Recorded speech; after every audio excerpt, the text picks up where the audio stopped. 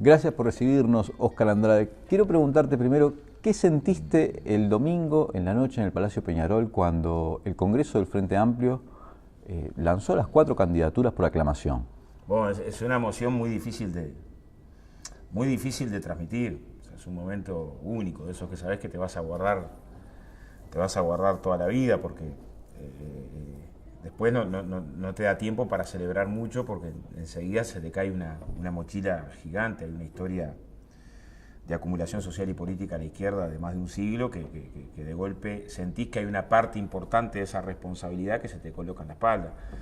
Si bien uno trata de vivir la vida siempre tratando de sentir eso, es decir, por las cosas por las que luchás importan mucho, en este caso lo que te amplía es el margen de acierto o de error. O sea, en el caso de encabezar una precandidatura, cada acierto vale más y cada error se nota más. Y bueno, una enorme emoción, además porque en el camino vas encontrando una cantidad de compañeros y compañeras de todas las puntas, de todas las zonas del país, de todas las militancias, de varias edades. Ver al Comité de la Discapacidad en una esquina ahí en su primer congreso, o sea, hay un conjunto de momentos que son medios irrepetibles, ¿no?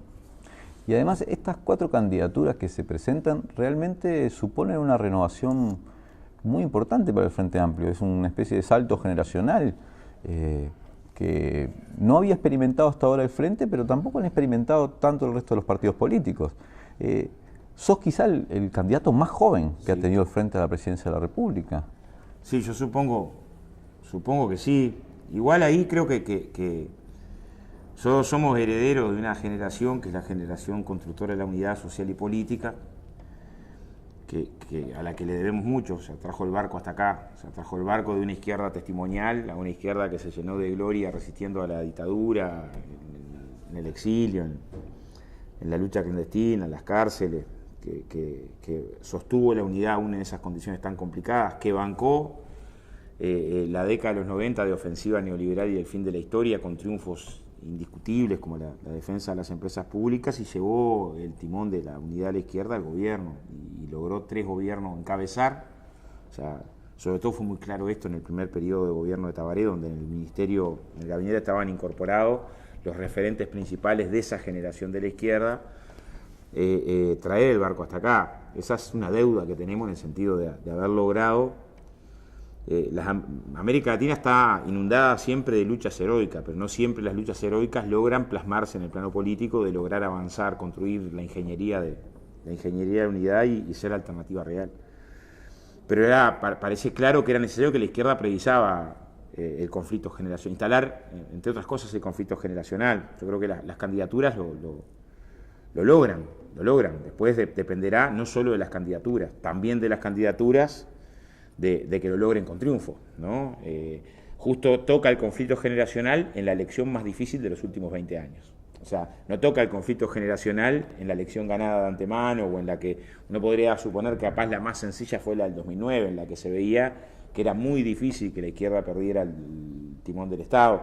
En este caso tocan las dos cosas, el conflicto generacional, o sea, instalar las nuevas generaciones de la izquierda, tratar de representarlas desde la candidatura.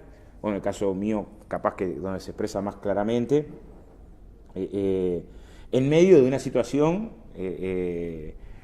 absolutamente desfavorable, en el sentido de que se inundó América del Sur, sobre todo, salvo la excepción importante de México, se inundó América del Sur de gobiernos neoliberales. Hoy tenemos a Piñera, tenemos a Bolsonaro, el macrismo en la Argentina, el ensayo brutal de neoliberalismo en Paraguay que llega a límites medios extraordinarios, ¿no? Extraordinarios. O sea, una ministra de Industria que llegó, nos visitó hace una semana y media, orgullosa porque casi la mitad de los trabajadores en Paraguay no alcanza el mínimo nacional, que es la ley en su país. O sea, orgullosa porque los costos salariales están muy por debajo aún del mínimo establecido por ley. O sea, eufórica, ni siquiera colocándolo con pesar, diciéndonos esto es ahora y después la economía va a crecer. El riesgo del bolsonarismo. Y además, me parece que nos toca ensayar una batalla electoral en medio de que 2 fenómenos que fueron importantes para que la tensión redistributiva fuera menos dura, que es los flujos de inversión extranjera directa, que desde el 2015 acá han caído en la región, y el precio de los commodities, están en dificultad. O sea, nos toca ir a una batalla en condiciones complejas, pero creo que Lo que hay que construir desde el punto de vista de la perspectiva política es transformar esas dificultades en desafíos. Es decir, bueno, si ganamos en esta condición, o sea, si la izquierda logra ganar en medio de una América del Sur inundada de gobiernos neoliberales, en medio de dificultades de los componentes internacionales que explicaban el crecimiento, y logra ganar y avanzar en un proyecto de transformación del país, ¿no? O sea, consolida el proceso de cambios. Entonces también es mucho lo que hay del lado nuestro para tratar de conquistar, ¿no? ¿Qué pasó para que vos te animaras a dar este paso indudable, que es salir de tu rol como dirigente obrero, quizá el dirigente obrero más importante que en este momento tiene nuestro país, a ser candidato a presidente? ¿Qué fue lo que te animó, lo que te decidió a dar ese paso? Bueno, hubo un puñado de compañeros y compañeras ahí muy insistentes en el sentido de que a tres reflexiones en las que teníamos amplio consenso, de un movimiento que se llamó primero Enclave FA, que convocó a Frente Amplistas Independientes de distintos lugares y que intentaba poner discusión en elementos estratégicos. Habíamos llegado a tres conclusiones. La primera era esta, ¿no? La necesidad de profundizar más en la izquierda el grado de restauración neoliberal y cuánto nos condiciona y nos desafía y nos interpela el grado de restauración neoliberal para alcanzar el gobierno y para sostener el gobierno después. O sea, no es ilógico plantearte que vamos a un gobierno que una vez que se conquiste las tensiones y las presiones a las que va a estar sometido son mucho mayores a las que pudieron existir en el 2004, en el 2009 o en el 2014. O sea, tratar de calibrar eso, mirar un conjunto de cosas a la vez, mirar las dificultades en las rondas de negociación salarial, los atentados a los locales, mirar los movimientos sociales de carácter conservador que en muchos casos expresan el programa de los sectores conservadores, mirar cómo socialmente además hay un caldo de cultivo de un determinado alejamiento de la sociedad con la política que siempre es funcional para que avancen las propuestas más conservadoras, mirar cómo la derecha hoy está colocando arriba de la mesa el tema de la militarización de la sociedad, de los allanamientos nocturnos sin que se le caiga nada y de la cadena perpetua, o en materia de empresas públicas plantea la privatización lisa y llana sin demasiado problema. O sea, ver que hoy hay una derecha que a diferencia de los periodos anteriores, que existía la misma derecha pero con listing, o sea, disimulaba su discurso, hoy hay una derecha más dura. O sea, sale con el planteo de la Thatcher de los 70, cuando la candidata decía ¿quién gobierna Inglaterra? O los mineros o nosotros. Y sale diciendo mucho poder tienen los sindicatos. O sea, sale con un planteo mucho más descarnado. Yo creo que lo hace porque se han incubado en la sociedad determinados supuestos donde hemos fracasado nosotros, en el sentido de más cultura izquierda, cultura de solidaridad, cultura de participación, cultura de sensibilidad. Eso es lo que puede explicar por qué se cuestionan las políticas sociales en Uruguay cuando el éxito es indiscutible en las políticas sociales, en el sentido de menos pobreza, menos indigencia. Pero bueno, en primer lugar esto. En segundo lugar, nosotros venimos constatando que después de 28 años de gobiernos en Montevideo y 13 años de gobierno en el Frente que han sido exitosos en el sentido de las transformaciones sociales, más derechos, hay un costado en el que la izquierda tiene que ser autocrítico, que es el grado de sintonía entre la fuerza política, el gobierno y las fuerzas sociales. O sea, ese grado de articulación que es necesario siempre, pero que en momentos de tensión es imprescindible. O sea, siempre es importante que vos tengas sintonía entre el movimiento cooperativo, el movimiento de la diversidad, los movimientos de derechos humanos, las comisiones de fomento de los barrios, o sea, la sociedad civil organizada, digamos, ese sujeto que es el que en definitiva termina haciendo las transformaciones. La izquierda como instrumento político, los partidos de izquierda, su peso, su capacidad, sus diseños estratégicos, sus cuadros, son militantes, y el gobierno. Nosotros creemos que un poco el gobierno se tragó a los partidos políticos, o a buena parte de los partidos políticos. ¿Y quién hace política?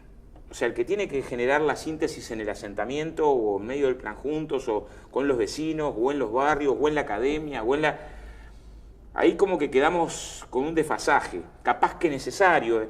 El primer gobierno se podía entender, hubo que poner todos los cuadros en la gestión. Y después, ¿no? O sea, la otra parte de la construcción, con todos los cuadros en la gestión, los principales cuadros en la gestión. ¿Quién organiza los partidos? ¿Quién promueve los partidos? ¿Quién le da densidad? Bueno, yo creo que eso pasó de ser un mal necesario a una costumbre. De un mal necesario en el arranque del gobierno a casi una costumbre. Y cuando tenés los principales cuadros en el gobierno y no en los partidos, los partidos entran a perder pie en el debate político, se pasan a ser menos importantes. No es una opinión, es un dato.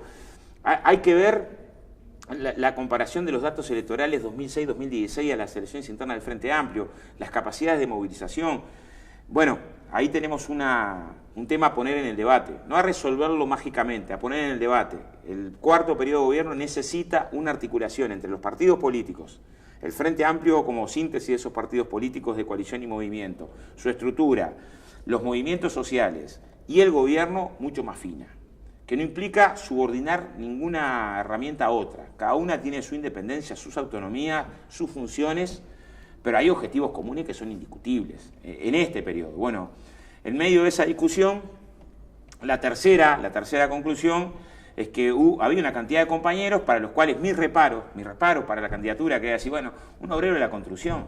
No hay antecedentes en toda América Latina, creo que en el mundo, decir obrero de la construcción asume la presidencia de la República. Porque hay un estigma muy fuerte de que la doméstica, el rural y el obrero de la construcción pueden servir para todo, pero para nada importante. Hay un estigma muy fuerte que cuesta mucho romper, pero además de una tradición que junto con la tradición tupamara son las dos tradiciones más satanizadas en Uruguay. La tradición comunista y la tradición tupamara en Uruguay son dos de las tradiciones más sistematizadas, más duras. Bueno, ayer en los comentarios que hacían en Twitter algunos de los precandidatos como de otros partidos, como Mieres o Talvi, era, bueno, el Congreso del Frente Amplio, lo gobiernan los comunistas y los tupamaros. No. Era el cuco así. Es histórico, y si bien no...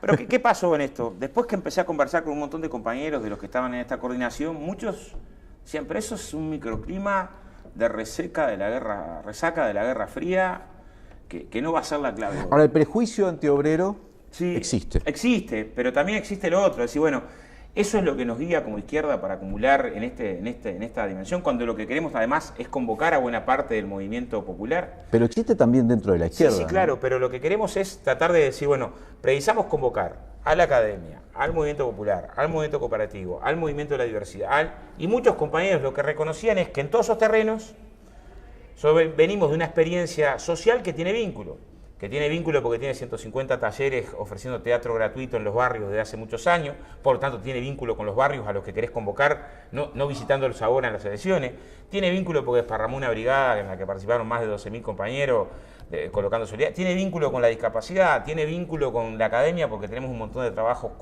comunes y conjuntos, desde trabajar con humanidades para la recuperación de la memoria histórica, armar un centro de estudios que tiene que ver con la historia de la Constitución, o sea, tiene vínculos con el método cooperativo. Lo que muchos compañeros sostuvieron es, bueno, pero la experiencia social de la que venís es una experiencia social que estos vínculos los tiene, no es que los tiene que ir a buscar desesperados hoy, ni hablar con Fugan, con lo que tenemos una relación de una intersocial histórica de más de 40 años. Entonces, lo que empecé a encontrar es muchos compañeros que decían, para este desafío, para esta perspectiva, para poner estas cosas en debate, hoy la candidatura es necesaria. Todos somos de la tradición en la que en teoría tendrían que importar poco los candidatos, cada vez menos los candidatos y más la acumulación en la sociedad, y más las organizaciones, y más la correlación de fuerza. Y por lo tanto el programa, la correlación de fuerza y la estrategia importa más que cualquier candidato. Sigo pensando así, pero es cierto que si no poníamos la candidatura arriba de la mesa, algunos de estos temas, no sé si no estarían en debate, pero estarían con menos énfasis capaz en el debate. No digo que los demás compañeros no lo coloquen, además decimos una campaña que sería un absurdo en este escenario de peligro para las transformaciones populares en el Uruguay, de peligro de restauración, hacer una campaña que intente golpear hacia adentro, sería regalarse, o sea, precisar una campaña extremadamente unitaria. Pero se puede ser unitaria y ser profunda en algunos temas. De decir, bueno, tenemos que interrogarnos en el sentido de cómo nos preparamos para avanzar en un escenario donde gobierne quien gobierne, o sea, dentro del Frente Amplio, ¿no? Sea quien sea el candidato o la candidata que se elija, va a ser un candidato que va a tener, o una candidata, que lidiar con tensiones feroces de sectores en el poder. O sea, no hay duda que quien llegue al gobierno va a estar tensionado fuertemente, no solo para que no incremente la inversión pública social, sino para que reduzca la inversión del Estado. No solo va a estar tensionado fuertemente para que no crezcan los salarios, sino para que vaya una política salarial contractiva. Va a estar tensionado por esta situación regional. Tenés que hay empresas que en Paraguay pagan $100 por mes o 150, evidentemente tenés una tensión que te la provoca no la mala intención de nadie, sino la forma de instalación de América Latina como mano de obra barata y productora de recursos naturales brutalmente en los últimos años por la ofensiva neoliberal. O sea, hay una tensión muy fuerte ahí. Y por lo tanto, defender las conquistas en esos planos, en el plano de la seguridad social, en el plano de la necesaria captación de recursos para las políticas públicas en materia fiscal, tensionado ferozmente por los sectores en el poder. Entonces, voy a poner un ejemplo. El Congreso acaba de aprobar colocar impuestos a las grandes herencias. Si miramos la experiencia de Correa, no haber preparado políticamente esa medida le llevó a Correa que casi pierde el gobierno ahí. Porque salieron sectores populares a los que no tocaban impuestos a las grandes herencias a copar las calles. ¿Alguien piensa que en Uruguay ese debate no lo vamos a tener instalado ferozmente? Y que no va a haber sectores que den una manija en que el impuesto a las grandes herencias es que perdés la bicicleta y por lo tanto que se desparrama la Constitución y se viola lo más sagrado de lo sagrado. O sea, claramente vamos a tener esa tensión.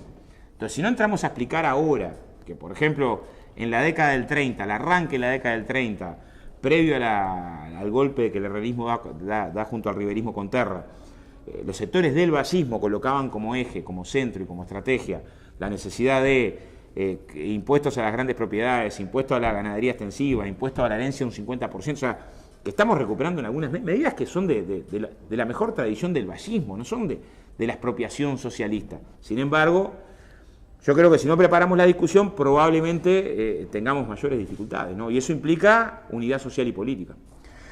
Perdóname que te insista en esto, pero yo creo que una buena parte de tu campaña va a ser desarmar un prejuicio social, incluso desarmarlo dentro de la izquierda. A mí me parece que esto es muy importante para la democracia. Me parece muy importante para la democracia que se desarme el prejuicio contra las mujeres. Y ahora estamos viendo la posibilidad de una candidata también mujer, ¿no? Y hay algunas encuestas que dicen que la sociedad vería muy bien que una mujer fuera presidenta, pero hasta ahora nunca ha sucedido, ¿no? Y este prejuicio antiobrero, te lo quiero señalar porque tal vez esté mal formulado así, como antiobrero, pero cierto reparo a que un trabajador, un dirigente sindical pudiese ocupar una responsabilidad de este tipo, lo observo también en la izquierda. Si yo miro los candidatos que ha tenido la izquierda, tengo Seregni, un general, en su momento Hugo Villar, profesor grado 5 de la universidad, Crotogini, profesor grado 5 de la universidad, Tabaré Vázquez, profesor grado 5 de la universidad, Ehrlich, profesor grado 5 de la universidad, Mariano Arana, lo mismo. O sea, muchos candidatos que vienen de la academia, ¿no? Y no tantos candidatos que vienen de la base social obrera, ¿sí? Entonces, te pregunto, ¿cómo vas a hacer vos para desarmar ese prejuicio, para combatir ese prejuicio que existe fundamentalmente en sectores que no son obreros, pero también puede existir dentro de la izquierda, ¿no? Sí, existe. A ver, le pasó al flaco de los Santos de Maldonado, el flaco que venía de la experiencia de militar en la construcción y de ser secretario general adjunto del gremio. Una de las batallas que tuvo que enfrentar, sobre todo en Maldonado, que tenés sectores además extremadamente conservadores, era eso: vas a poner a un pintor a dirigir la intendencia, ¿no? O sea, existe ese componente, no hay duda. Y está instalado no solamente en la izquierda, también hay una parte que está instalado socialmente. Vos armás una comisión de fomento y si tenés un abogado, un médico en el barrio, lo elegís de presidente porque es bueno tener al abogado o al médico. Existe ese concepto de mi hijo el doctor que nos acompaña. También existe un componente contrahegemónico ahí. Yo creo que ahí Mujica sacudió un poco el tablero, en el sentido de decir, bueno, venía de otro lugar. Y en América Latina la experiencia de Evo, que es muy difícil pensar que un dirigente de los Coca-Coleros sindical asumiera la presidencia de la República, también sacudió. Sin embargo, tuvo Bolivia 60 años de crecimiento económico cero, que eso es igual a que todo lo que era crecimiento económico era saqueado, ¿no? A tener un proyecto de país distinto a partir de lo de Evo. Yo no digo que eso sea sencillo. Lo que sí nos pasó es que cuando empezase a discutir, hay otros compañeros y compañeras que decían, mira, ese no puede ser un problema para la izquierda. O sea, ese puede ser un problema que tengamos que batallar en la sociedad. Pero no puede la izquierda abrazarse atrás de ese, esconderse atrás de ese prejuicio. Ahora después lo vas a probar en la realidad. O sea, es cierto... Vos te sentís preparado. Claro, yo lo que digo es, por lo menos no me siento menos. O sea, me decís, a ver, en este escenario de la discusión política, ¿no? Para dirigir este proceso, yo creo que no hay ningún compañero que haya tenido el antecedente de poder dirigir un proceso tan complejo, de tanta dificultad, donde lo que importa, o sea, yo tengo claro que la izquierda, en mi opinión, comete un error si lo que intenta presentar como alternativa es una alternativa de gestión exclusivamente. O sea, y no es que la gestión no importe, gestión de procesos, gestión de resultados, excelencia, no es que no importe, pero lo que digo, el proceso político que enfrentamos es un proceso de una tensión muy dura. Y a las izquierdas nos pasó siempre, le pasó a la Segunda Internacional. Que cuando tenés muchos años de crecimiento económico y que más o menos pudiste tener alguna demanda social, se entra a incubar la idea de que eso va a ser eterno, de que siempre no te prepara para los puntos de inflexión. Yo creo que sobran elementos como para ver que estamos en un momento de inflexión, de encrucijada, digamos. Y en un momento de encrucijada, si agarrás para el lado equivocado, te entras a distanciar. Y eso es un problema de orientación política. O sea, creo que lo que precisa la izquierda es tener claridad en términos de la orientación política. Para este debate, para lo que creo que es principal, claridad en el rumbo de la orientación política, de la estrategia, me parece que tengo condiciones para esa discusión. No menos que los demás compañeros, por lo menos no menos que los demás compañeros. Sabiendo que vamos a arrancar un cuarto periodo de gobierno que va a estar en medio de estas tensiones. Entonces, claro, cuesta mucho. Ahora, en términos de la discusión sobre economía, relaciones laborales, papel del Estado, transformación de la matriz productiva, debate, en realidad vas a tener que en cada área tener un conjunto de técnicos de que la izquierda tiene para profundizar los aspectos que hagan acá, pero no me siento menos preparado para organizar ese cuadro que otros compañeros, no creo que esté por ahí la discusión. También es cierto que lo generacional te toca. Yo entré a la dirección de gremio en el año 96, o sea, hace 22 años que me toca año a año discutir rendición de cuentas y presupuesto. Si no lo sé manejar, no es porque me falten años para manejarlo. Pues soy un burro, si vos me das, hace 22 años que vas y preparás. Pero vos no sos un burro, nadie Claro, te dice pero lo que estoy diciendo es, lo que te faltan no son años, porque en realidad tenés otra discusión que es la generacional, ¿viste? Claro, la izquierda, el pasaje de candidatos de más de 70 a candidatos de poco más de 40 genera un colapso, ¿no? Genera todo un cambio. Ahora, también ahí hay una discusión que hay que hacer, ¿no? En el sentido de que la historia de la lucha de los pueblos no fue que fueron dirigidas por los demás de 70, ¿no? Algunas de las epopeyas no fueron dirigidas por los demás de 70. Pero es parte del debate político, yo creo que está bien que el debate se dé. Y en todo caso, que cada compañero, compañera, militante entienda si lo que lo mueve es eso. O sea, si lo que te mueve políticamente es que no podemos proponer candidatos que vengan del movimiento sindical porque las luchas sociales son luchas de segunda categoría con respecto a las luchas institucionales. O sea, vale más ser director del Correo que ser dirigente de la UNRWA para construir liderazgo. Es un debate que la izquierda tiene que darse. Yo creo que probablemente tengas un punto de partida donde esté volcada el énfasis hacia acá, porque creo que priorizamos demasiado la gestión. Hablando del énfasis, saliendo un poco de lo que ya fue acordado en el programa en el Frente Amplio, que eso los comprende a todos, ¿cuáles serían tus énfasis en un cuarto gobierno? A ver, el centro tiene que estar en el trabajo. Ahí, yo cada vez que digo esto, me ponen, Andrade pone centro en los impuestos. Cada vez que digo esto en la prensa, digo, mira, ¿cuál es el centro? El centro tiene que estar en el trabajo. Y el trabajo tenemos dos planos para resolverlo. Una perspectiva estratégica del trabajo. En el sentido de perspectiva estratégica del trabajo es pensar el trabajo como centralidad y por lo tanto construir los recursos para la inversión en investigación y desarrollo a los efectos del cambio en la matriz productiva. Esto implica un papel de las empresas públicas más dinámico, más relevante en el sentido de ser locomotoras del desarrollo, desparramando tecnología y articulándose con el sector productivo. Esto implica un papel de las compras del Estado, articulando también el cambio en la matriz productiva, un sistema financiero que lo apuntale, un sistema de formación profesional que articule el INEFOP, la UTU, la UTEC y la universidad, los efectos de promover también desde el punto de vista de la profesionalización de la mano de obra de alta calidad y una negociación colectiva a la alta, a diferencia del planteo de la derecha que es liquidar negociación colectiva o hacerla retroceder, a la alta, o sea, no solamente como 1 de marzo, 2 de marzo hay que convocar sector por sector de actividad, empresarios, trabajadores, universidad y gobierno a los efectos de pensar cambio en la matriz. Esta es la estrategia central, para ahí no nos pueden faltar recursos, esto tiene que ser. Bueno, me pasó participar cuando Roberto estuvo en la industria, en el gabinete productivo, y producimos cadena por cadena productiva un conjunto de medidas. ¿Qué precisamos para la cadena forestal, madera, muebles, medicamentos, biotecnología, nanotecnología? Después, la mayoría de las recomendaciones quedaron sacrificadas por los problemas presupuestales. Yo creo que precisamos un segundo énfasis acá, de trabajo. Y después uno que es inmediato, porque está claro que el cambio de la matriz es un proceso largo, no va a dar resultados para el que está desempleado hoy. En lo inmediato, en mi opinión, lo que aprobó el Congreso del Frente Amplio de duplicar la inversión en vivienda, esto es igual a la inversión en vivienda más grande de la historia del país, Para vivienda es un tema que tiene que ser ya. O sea, la señal que tenemos que dar es, este esfuerzo es un esfuerzo inmediato. ¿Por qué? Porque dentro de la inversión en infraestructura, la inversión en vivienda es la que más multiplica trabajo, se puede colocar fácilmente en cualquier parte del país, tiene fuertes encadenamientos productivos, entre un 80 y 85%, mueve la industria siderúrgica, la de la forestación, la de los aserraderos, las canteras, caleras, balastreras, carpintería, aluminio, hormigón premezclado, prefabricado, o sea, articula con un conjunto de cadenas, no requiere mayor calificación para el ingreso, tiene además como un impacto que creo que es muy relevante, un fuerte empuje al mercado interno. Entonces, lo que yo digo cuando hablo de estas cosas, digo, por acá trabajo y por acá trabajo. Y para defender una estrategia de trabajo, si nos faltan recursos, cambios fiscales. Entonces, cuando digo esto, dicen, Andrade pone centro en los impuestos, ¿no? O sea, ¿cómo te traduce esta perspectiva la derecha? Reduciendo la perspectiva integral de una perspectiva de desarrollo con más actividad económica en momentos de una tendencia a la baja de la inversión extranjera directa, y tenés que jugar con eso, ¿no? Por lo menos keynesianismo, ¿no? De generar un impacto acá. La derecha trata de asustarte, o los medios ponen en tapa, Andrade dijo más impuestos, ¿no? O decís, bueno, ¿previsás modificaciones a la estructura tributaria?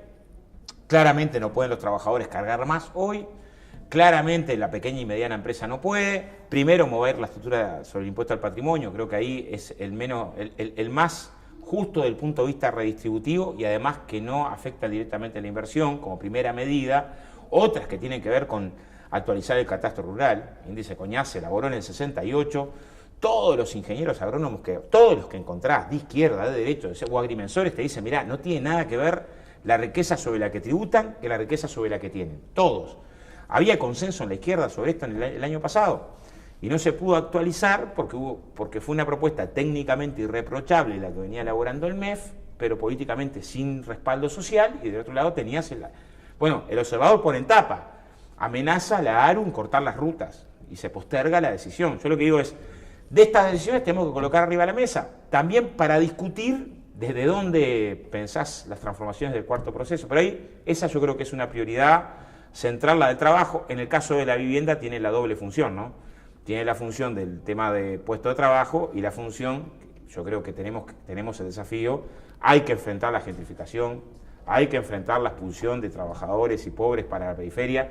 Montevideo no puede seguir ensanchándose hacia afuera con cada vez menos población. O sea, es absurdo que vos tengas zonas enteras, céntricas, con servicios, donde, producto del mercado inmobiliario, la lógica mercadocéntrica en el sector inmobiliario, haga imposible a una familia media o de bajos recursos poder vivir en determinadas zonas. O sea, Pocitos en su momento fue un barrio obrero, y de barrio obrero a Pocitos le queda lo que le queda. O sea, y esa tendencia, que es una tendencia latinoamericana, tiene que ver también con una discusión de fondo de la seguridad.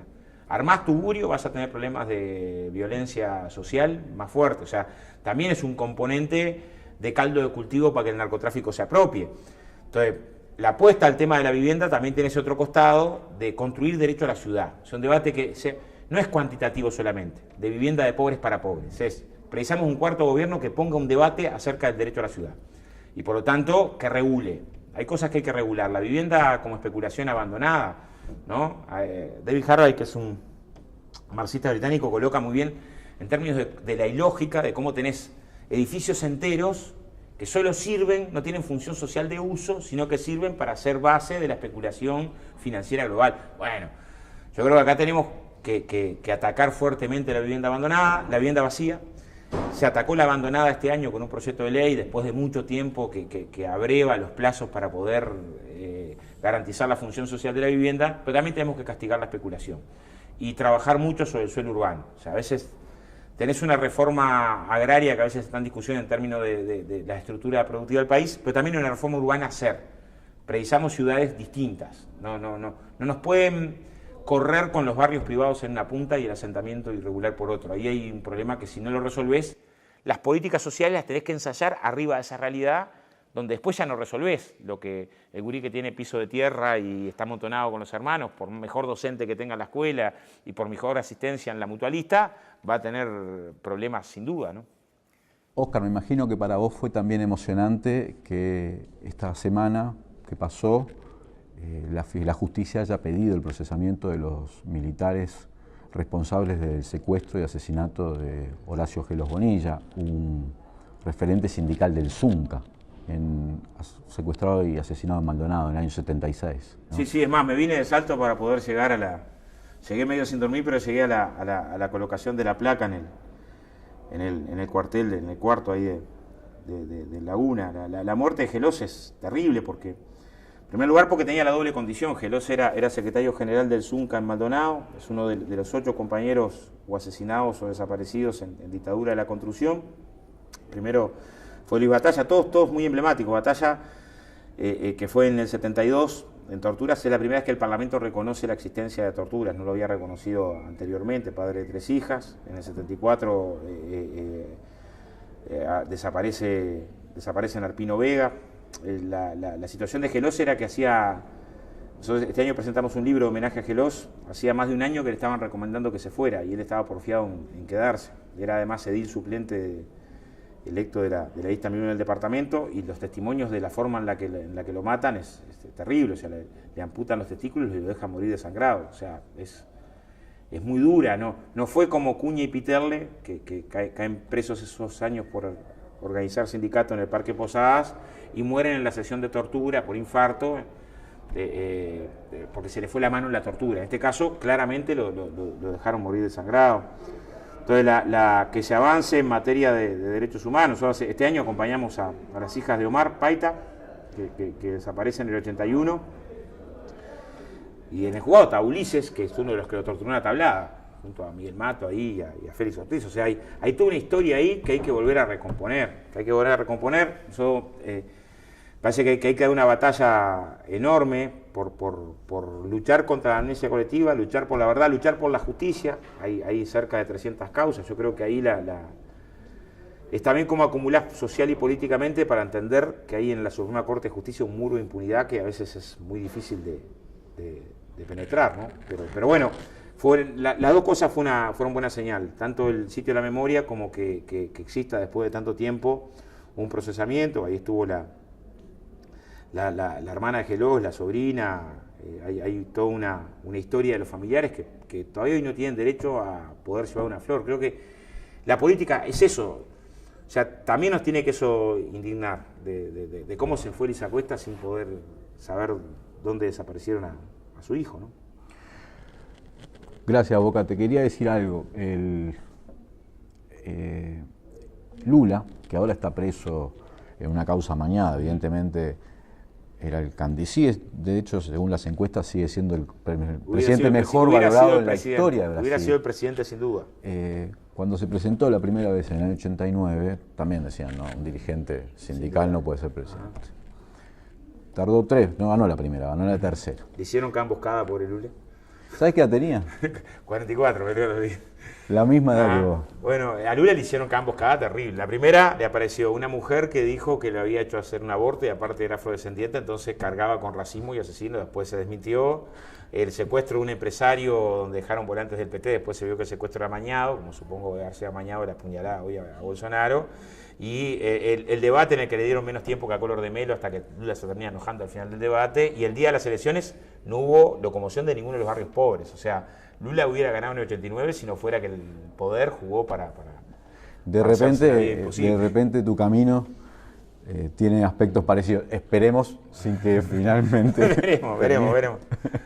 Bueno, gracias, Andrade, por un gusto, recibirnos. vamos arriba.